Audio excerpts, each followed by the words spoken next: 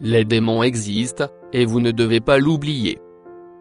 Je veux que vous ne doutiez jamais que le diable, Satan, existe. C'était un ange du ciel, mais à cause de son orgueil, il se rebella contre Dieu. Finalement, il fut jeté sur la terre par l'archange Michel et ses anges. Il est celui qui tenta vos premiers parents, Adam et Ève, et leur fit désobéir au commandement du Père, faisant entrer le péché dans le monde. Toute sa machination vise à pousser les hommes à s'opposer à Dieu.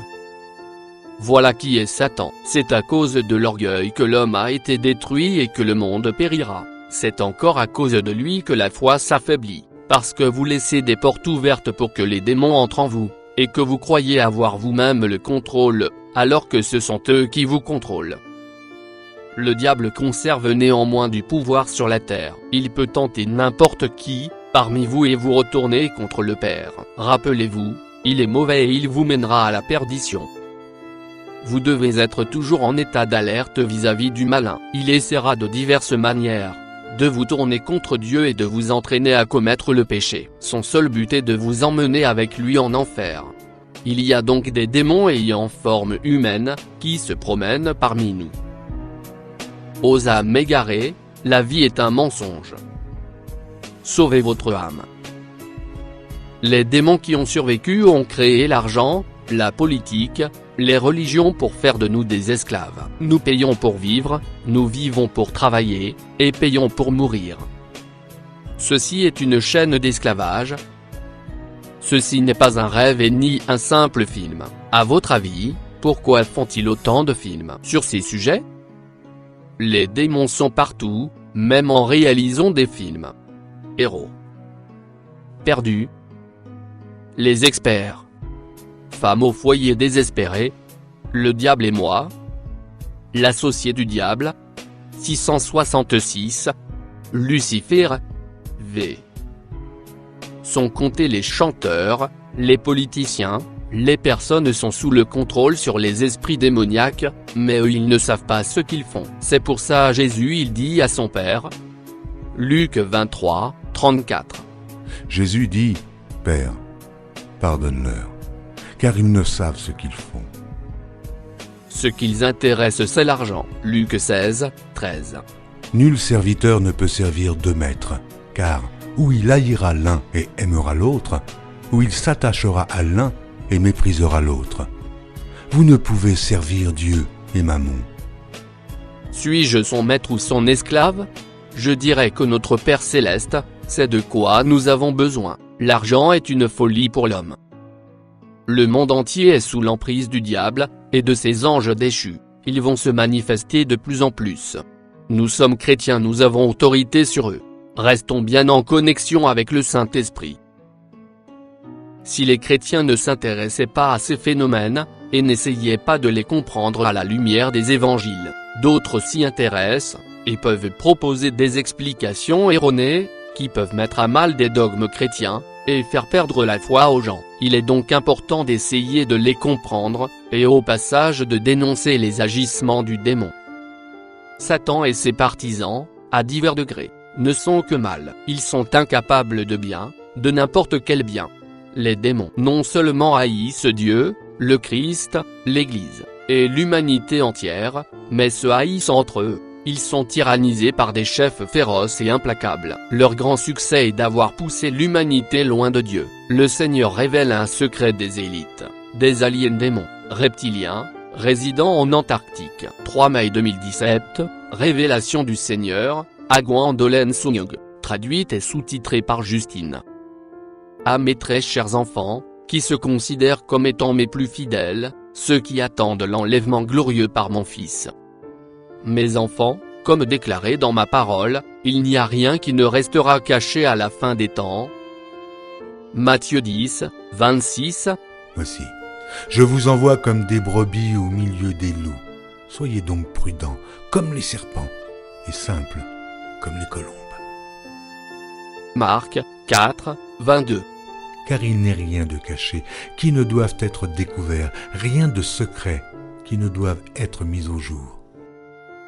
Luc 12, 2. Il n'y a rien de caché qui ne doive être découvert, ni de secret qui ne doivent être connus. Et il n'y a rien de nouveau sous le soleil, Ecclésiaste 1, 9. Ce qui a été, c'est ce qui sera, et ce qui s'est fait, c'est ce qui se fera. Il n'y a rien de nouveau sous le soleil.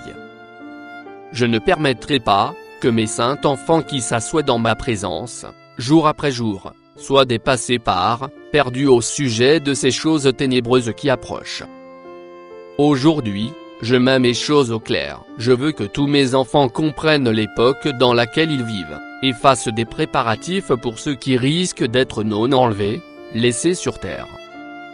Ces autres de mes enfants, qui marchent dans la chair, et non dans l'esprit, ont besoin de savoir comment prendre autorité en utilisant mon saint nom. Il y aura de véritables aliens démons, visibles, qui marcheront parmi eux après l'enlèvement de l'épouse du Christ. Éduquez-les mes très chers, enseignez-leur le pouvoir du nom de mon Fils, enseignez-leur le pouvoir de son précieux sang, enseignez-leur à s'humilier en ma sainte présence, et à tendre l'oreille à ma petite voix douce. Prenez le temps de faire des vidéos, des imprimés, des affiches, et n'importe quoi d'autre que mon Esprit Saint vous amène à faire. Ces démons sont assujettis aux paroles de mon livre saint, la Bible. Ils doivent obéir, mais s'il n'y a personne pour leur faire savoir, pour enseigner à mes enfants non enlevés, comment mener une bataille spirituelle, ils s'effondreront sans avoir aucune chance. Les phrases suivantes peuvent être prononcées, par les non enlevés, pour se débarrasser des démons assoiffés de sang. Ce n'est ni par la puissance, ni par la force, mais c'est par mon esprit, dit l'Éternel des armées, un jour tout genou pliera, et toute langue confessera, que Jésus est le Seigneur de tous. Zacharie 4, 6. Alors il reprit et me dit, c'est ici la parole que l'Éternel adresse à Zorobabel. Ce n'est ni par la puissance, ni par la force, mais c'est par mon esprit, dit l'Éternel des armées. Romains 14, 11. Car il est écrit, « Je suis vivant, dit le Seigneur. Tout genou fléchira devant moi, et toute langue donnera gloire à Dieu. » Et Philippiens 2, 10. Afin qu'au nom de Jésus, tout genou fléchisse dans les cieux, sur la terre et sous la terre. Le serpent ancien a été vaincu par le sang de l'agneau, et par les paroles qui en rendent témoignage. Apocalypse 12, 11. Ils l'ont vaincu à cause du sang de l'agneau et à cause de la parole de leur témoignage, et ils n'ont pas aimé leur vie jusqu'à craindre la mort. Car si nous confessons nos péchés, il est juste et fidèle pour nous les pardonner, et nous nettoyer de toute iniquité. 1 Jean 1, 9. Si nous confessons nos péchés, il est fidèle et juste pour nous les pardonner et pour nous purifier de toute iniquité. Car nous n'avons pas à lutter contre la chair et le sang, mais contre les dominations, contre les autorités, contre les princes de ce monde de ténèbres, contre les esprits méchants dans les lieux célestes. J'ai revêtu la complète armure de Dieu, pour pouvoir résister contre toute chose diabolique, aujourd'hui du temps présent. Éphésiens 6, 11 à 17. Revêtez-vous de toutes les armes de Dieu, afin de pouvoir tenir ferme contre les ruses du diable. Car nous n'avons pas à lutter contre la chair et le sang, mais contre les dominations, contre les autorités, contre les princes de ce monde de ténèbres, contre les esprits méchants dans les lieux célestes. C'est pourquoi, prenez toutes les armes de Dieu, afin de pouvoir résister dans le mauvais jour et tenir ferme après avoir tout surmonté. Tenez donc ferme, ayez à vos reins la vérité pour ceinture. Revêtez la cuirasse de la justice. Mettez pour chaussure à vos pieds le zèle que donne l'évangile de paix. Prenez par-dessus tout cela le bouclier de la foi, avec lequel vous pourrez éteindre tous les traits enflammés du malin. Prenez aussi le casque du salut et l'épée de l'esprit, qui est la parole de Dieu. Donc, au travers de cette messagère, le Seigneur répète avec insistance que l'heure est venue où nous devons absolument prendre l'habitude d'utiliser sans cesse l'armure intégrale de Dieu, car nous avons devant nous des temps de profondes ténèbres, où seule la parole de Dieu pourra nous protéger efficacement contre les forces du mal, qui vont envahir la terre, transformant littéralement la terre en enfer. Le Seigneur a ajouté que le combat spirituel enseigné en Éphésiens, chapitre 6, est une écriture qui a été spécialement inspirée pour servir notre génération des temps de la fin, laquelle est soumise à une activité démoniaque intense et multiforme, plus forte que jamais, et qui va donc connaître des tribulations, et même pour certains, la grande tribulation. Le Seigneur nous a enseigné que sa parole est vivante et qu'elle possède sa propre onction. Maintenant je vais prier à la première personne. Éphésiens 6, 11-17, l'intérêt étant de vous fortifier contre l'ennemi, en vous appropriant l'autorité qui est la vôtre contre le mal, en Jésus-Christ notre Seigneur. Prière pour revêtir l'armure de Dieu, basée sur Éphésiens 6, 11-17. Je revais toutes les armes de Dieu, afin de pouvoir résister aux ruses du diable. Car je n'ai pas à lutter contre la chair et le sang, mais contre les principautés, contre les puissances, contre les princes de ce monde de ténèbres, contre les esprits méchants qui sont dans les lieux célestes. C'est pourquoi je prends toutes les armes de Dieu, afin de pouvoir résister aujourd'hui, et dans le mauvais jour, et tenir ferme après avoir tout surmonté. Ainsi je tiens ferme, ayant à mes reins la vérité pour ceinture, ayant revêtu la cuirasse de la justice, et ayant chaussé mes pieds avec le zèle que donne l'évangile de paix. Par-dessus tout, je prends le bouclier de la foi, avec lequel j'éteins toutes les flèches agressives du malin. Je prends aussi le casque du salut, et l'épée de l'esprit, qui est la parole de Dieu. Dites-vous bien, que si ces versets sont assez puissants pour vous protéger des aliens démons et reptiliens dont parle le Seigneur, ils le sont a fortiori aussi dès aujourd'hui, pour les démons moins puissants en tout genre, dont nous faisons les frais, et notamment les hordes de petits démons, qui vous harcèlent quotidiennement. Priez-les à haute voix et avec autorité. Toutes les pièces de l'armure sont indispensables. Si vous partez dans une bataille, sans une de ces pièces, l'ennemi frappera à l'endroit qui n'est pas protégé chez vous. Ainsi, le diable sait quelle partie est laissée libre chez vous. Il ne faut rien négliger, afin de ne pas être ouvert aux attaques du diable. C'est pourquoi chaque partie de l'armure est indispensable. Nous devons nous munir de toutes les armes de Dieu. Prononcez mes paroles contre eux, mes très chers, vous pouvez paraphraser, mais faites-leur bien comprendre que vous êtes très sérieux. Rien ni personne ne peut rivaliser avec le Créateur, et ses enfants qui marchent par la foi. Ces monstres de démons vont être annoncés par les leaders du nouvel ordre mondial. Ils diront qu'ils viennent dans la paix, qu'ils ont une solution aux diverses crises qui touchent votre planète. Ils chercheront à mélanger leurs pratiques religieuses avec les vôtres, et tenteront de diluer le pouvoir du sang de mon précieux Fils. Ce sont des menteurs, et ils seront jetés dans ma fournaise ardente. Sans aucun moyen d'y échapper, dans l'enfer, lac de feu, pour l'éternité. J'ai préparé une place spécifique pour ces anges déchus et leur descendance, et ils vont bientôt connaître leur destination finale. Mes enfants, je veux aussi vous parler d'un lieu de villégiature, politique très populaire en ces jours, l'Antarctique. Mes enfants, l'Antarctique est un mystérieux et sinistre passage d'accès au cœur de la Terre, et c'est un lieu où les élites mondialistes viennent pour recevoir leurs ordres de la part des anges déchus.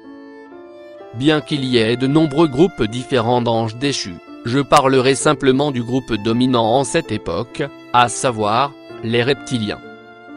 Les reptiliens ont à eux seuls réuni de nombreux objets historiques, et les ont placés dans leur collection de trésors en Antarctique. Avec l'arche d'alliance, et la lance du destin, les reptiliens croient que quiconque s'empare de l'essentiel des objets d'art historiques, chrétiens jouit d'un accroissement de son pouvoir démoniaque. Ils sont aux antipodes de la vérité, mais très chers. Le seul qui peut éclipser le cœur ténébreux de Lucifer, et son pouvoir vindicatif, c'est Lucifer lui-même. Mes enfants, il reste peu de temps à ces anges déchus et leur destin est déjà scellé. C'est tout pour le moment mes très chers. Dieu le Père, Seigneur Yeshua, et le puissant Esprit Saint. Amen.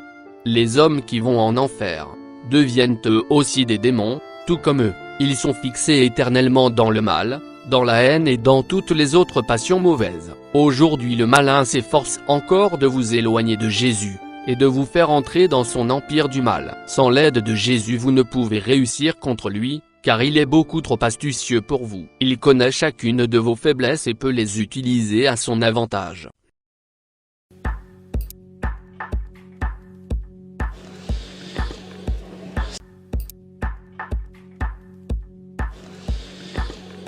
Merci, Monsieur le Président.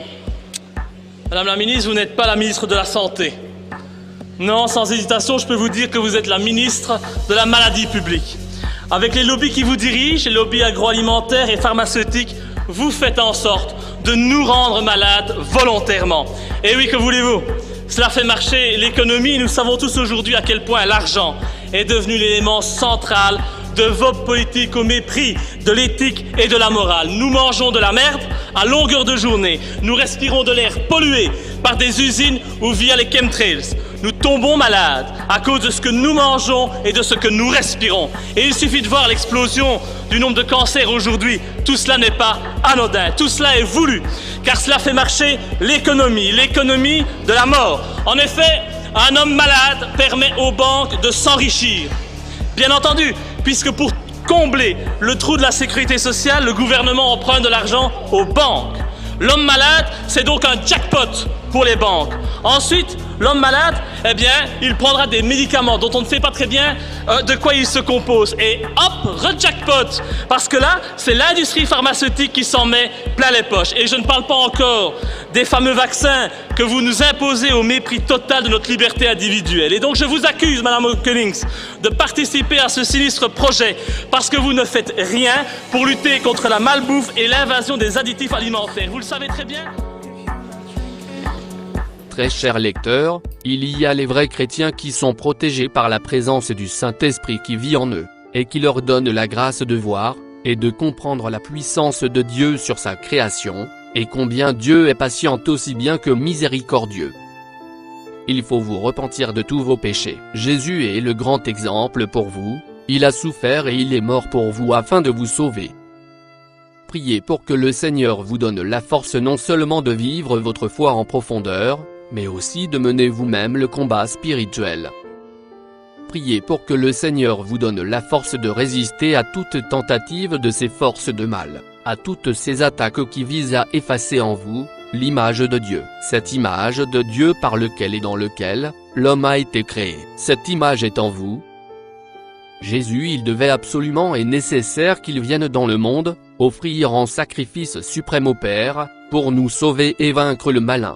À chacun de vous, si vous êtes unis à Jésus et demandez son aide, il donnera la force de défaire votre ennemi, le malin, et de mener une vie sainte pour entrer un jour au ciel. Prenez sa main et n'ayez pas peur, il vous aime et ensemble nous gagnerons. Ne succombez pas dans ces tentations, mais faites comme Jésus, en refusant de faire ce qu'il demande. Encore une fois je vous dis, repentez-vous, car le royaume des cieux est proche. Dieu vous bénisse et vous protège.